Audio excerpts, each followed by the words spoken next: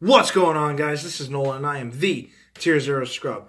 So today for you guys, I'm bringing you guys an updated Altergeist deck profile.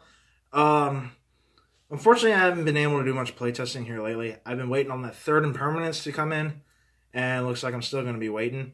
So I changed the deck up a little bit, and I added a couple cards to it, made one or two tech changes to my extra deck and my main deck. So I'm going to share that with you guys. But first, I need you all to like, comment, and subscribe. And ladies and gentlemen, let's go! Alright, guys. I know I'm still kind of new at this, but if we can get this video up to 100 likes, that would be amazing. So let's make that a challenge, and I'd like to see like 10 subscribers at the end of the week. We'll see if we can make this happen, but hey. Alright, guys, let's get right into this. So, there's only a few changes to the main deck I made. The ratios that are not changing, however, is triple Marionetter. We all know what Marionetter does. Set an Altergeist trap card from the deck to the field, and then tag out with an Altergeist in your graveyard. The main one I'm tagging out into is one of Altergeist Meluseek.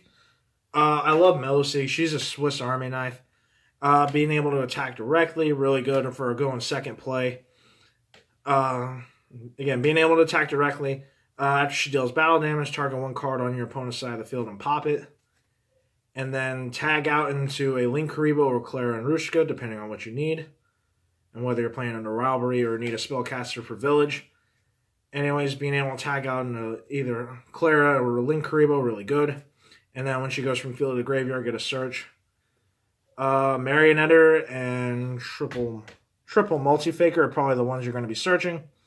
Multifaker, when you activate a trap card, you can special summon this from your hand, and then another Altergeist monster from the deck.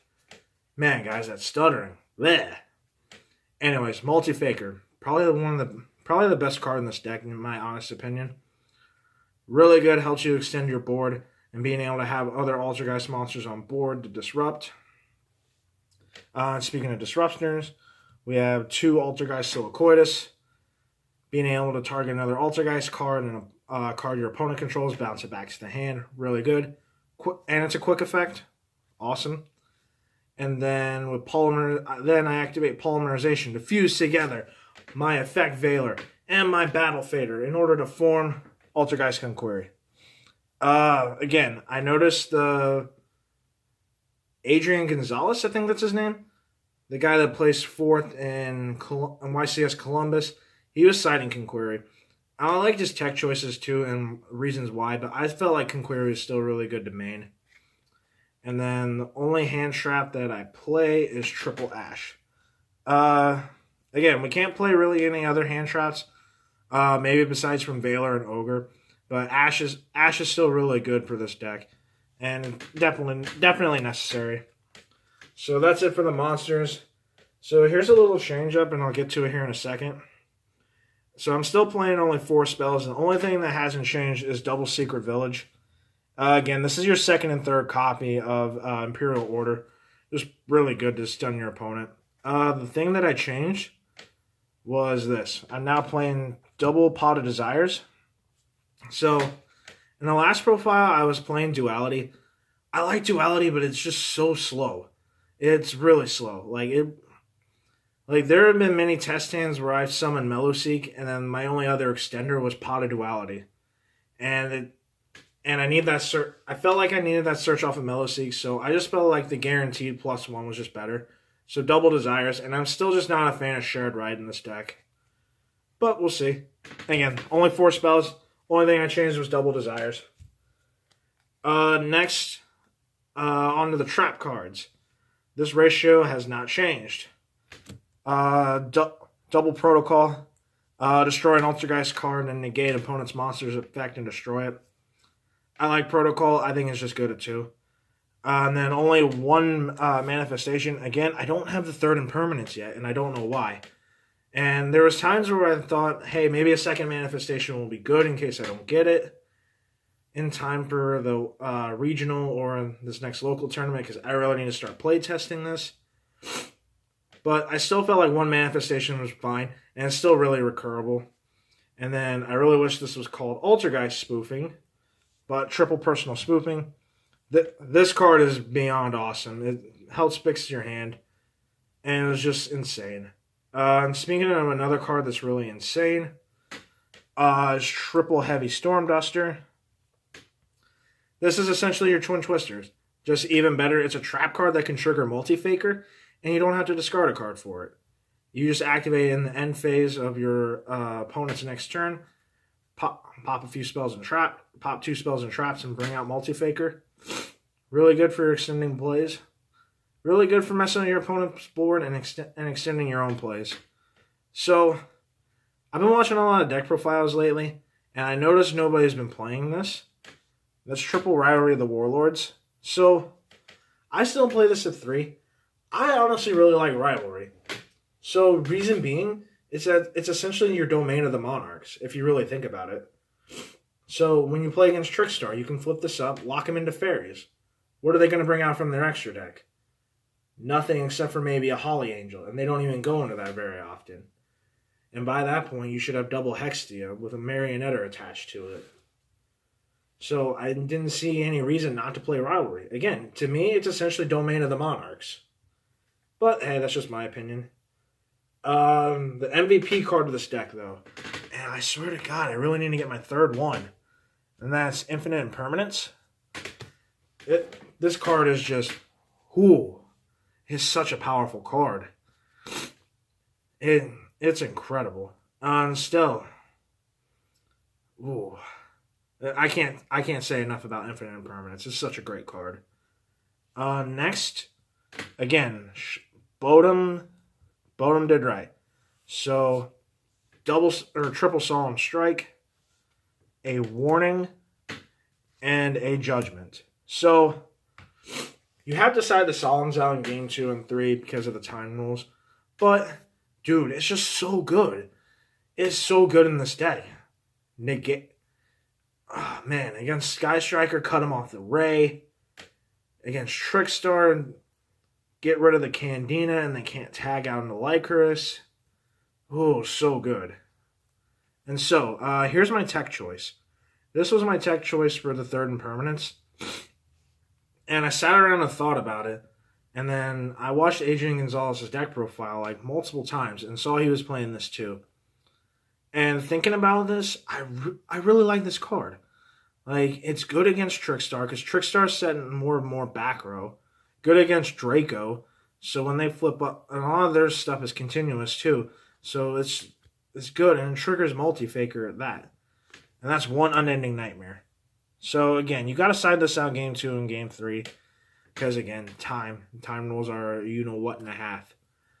But Unending Nightmare, just really good. Again, it's really good against Draco, really good against Pendulums. And even Trickstar played a few continuous trap cards and spell cards that you want to get rid of. And again, just something else against that you can use against Sky Striker to pop the multi-roll and banish their back row. It's just, so amazing. And then obviously the auto-win button, you have one Imperial Order. Again, there's not much to say about Imperial Order. You just automatically win the auto-win button. And that's it for the main deck, guys. That's 40 cards. We're going to go to the side deck.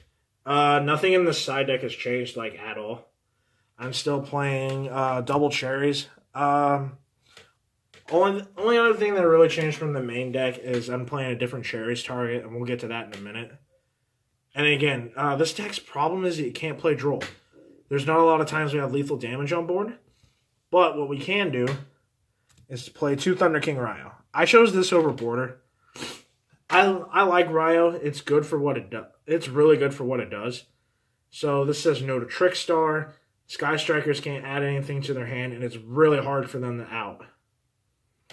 Like, it's impossible for them to out. And to me, I felt this was better than Border because they can't. It's essentially a walking Droll and Lockbird. They can't get anything from their deck with it. With this out on the board. And if they try to special summon into Suzuku, Hayate, this says no. And if you have a strike to go with it, you automatically cut them off the Ray. Like, oh my god, Thunder King Ryo is just the nuts. Um, I like Border for what it does, but I feel like I already play a lot of effect negation as it is, so I didn't really see the need for Border. Then I'm playing another hand trap, triple Ghost Ogre. This is for the mirror match and Trickstar and Draco. Ghost, Ghost Ogre is phenomenal in those matchups. For game 2 and game 3, especially the OTK decks like Goki, and then just any other rogue deck running around that can OTK. Wiretap's really good because they're going to be trying to hit me with evenly and red reboot, and this just says no to that, and they have to come down to my level.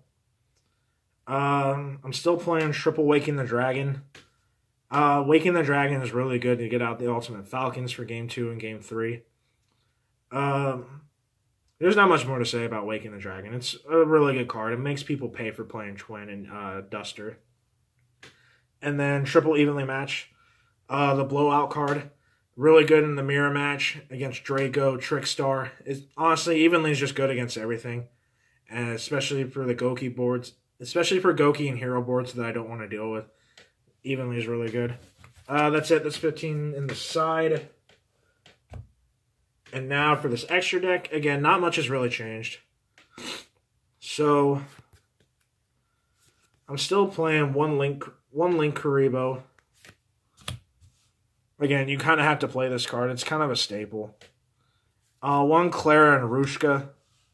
And actually, I may change this out for Wee Witch's Apprentice now that I think about it. But I think Adrian was right to play because it can out the border. But I'm playing Akashic Magician for now.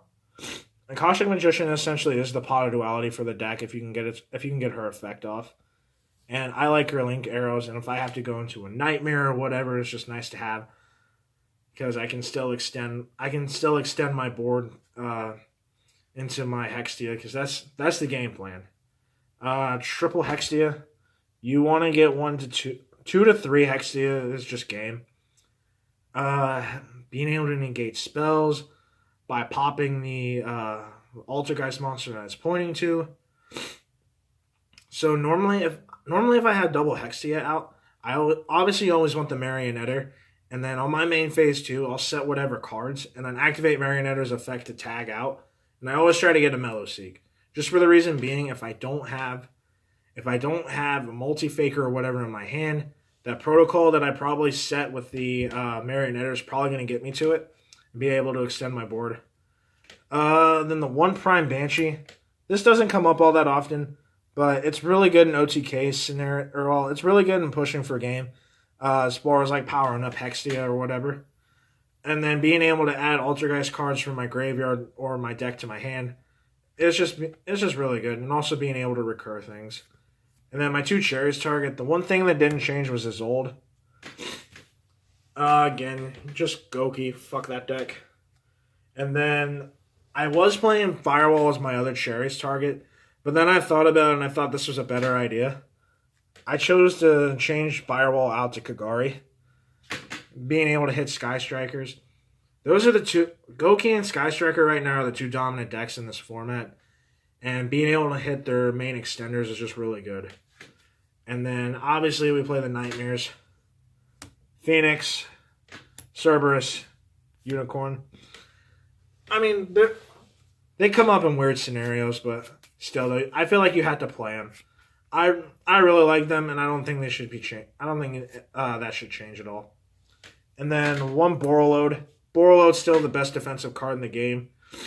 Obviously, it's a little harder for Altergeist to get out, but turn 2 and turn 3, usually we can if we haven't chosen to go into our Hextias.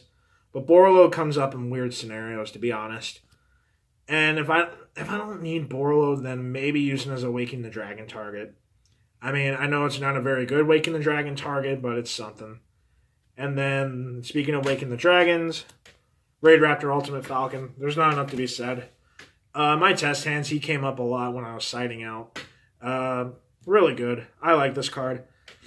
And on my every end phase, being able to decrease monsters by 1,000, which you all saw the Altergeist monsters. They're all pretty small. Like, Marionette is the strongest at 1,600. Mellow Seek's only like 500. Yeah, multi-faker's 1200. So that effect's really cool. And it's a 3500 buy that really not a lot of decks can get over. And again, just such a solid Waking the Dragon target. And that's it for this updated deck profile, guys. Let me know what you guys think down in the comments section. I really want to try and get this video up to 100 likes. I really want to get my subscribers up to 10. I'm still sitting at 2, but hey, it is what it is.